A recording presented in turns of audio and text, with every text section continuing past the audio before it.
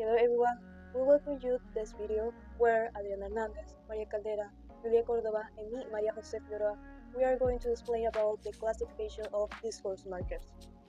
But first, Plan 1995 defined discourse as discourse means piece of language longer than a sentence. So, some words and expressions are used to show how discourse is constructed. They can show the connection between what a speaker is saying. Also, they can indicate what the speakers think about what they are saying or what others have said. And with this, let's start. Interpersonal discourse markers are essential for structuring conversations, strengthening relationships, and ensuring smooth communication by expressing attitudes, emotions, and perspectives.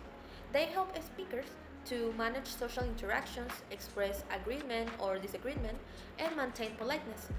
By clarifying intentions and emotions, these markers enhance dialogue, prevent misunderstandings, and promote respectful and effective communication in both formal and casual settings.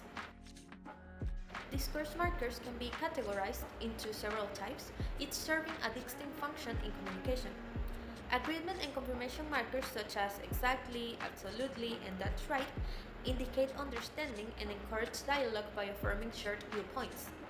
Disagreement and softening markers like well, I see your point, and not necessarily allow for respectful expression of different opinions while softening the impact of disagreement.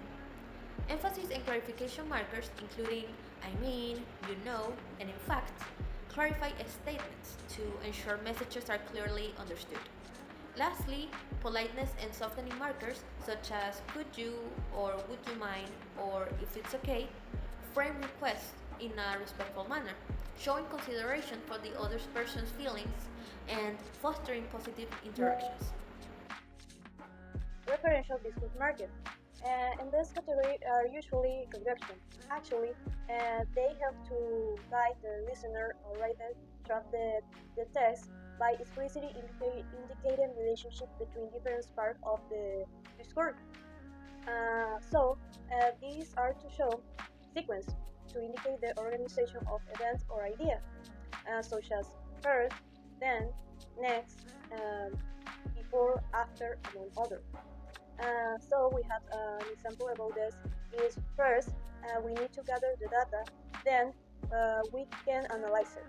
In this case of sentence we have two connectors or markers, first and then, that express the instruction of a plan casually to show cause and effect relationship such as because, therefore, as a result, among others. For example, we have the sentence of he was tired, so he went to bed early. In this case, so is the connector between the reason and the consequence of this. Coordination are linked similar ideas or elements, such as and, also, and addition. As an example, we have the sentence he likes to read, moreover, he enjoys writing. In this case, moreover is the linker between two sentences with a similar context. Now, non-coordination. These markers represent the contrast or opposition between ideas, such as but, however, on another hand. As an example, we have the sentence of she is shy, however, she is kind. In this case, however, is the linker between two opposite sentences. Structural discourse markers express the value that the speaker adds to the statements that are uttered in the conversation, highlighting which statements are the least and most important to them. Now, here are the three types of structural discourse markers. Organization, which are the ones that are used to show order, including phrases such as first of all, secondly, for a start, next, last of all, and after that. Introduction, which can be expressed through the use of the discourse markers, so, to begin with, to start with, for start, and others. And summarization, which is the opposite of introduction. Some structural discourse markers that we can use to summarize are in the end, to sum up, to conclude, overall, and in conclusion. Structural discourse markers help guide the listener or the reader through a text or a conversation by clarifying, connecting, and organizing the ideas. The connected discourse makers are used to reveal the thought process of the speaker or speakers during a conversation. For example, if we want to indicate that we are processing information, we can use makers such as uh, mm, um, mm, for instance, do you want to go to the party? I don't want to go. Or we can indicate release information using makers such as oh, oh no, really? For instance, tomorrow we have exams. Really? I have to study now.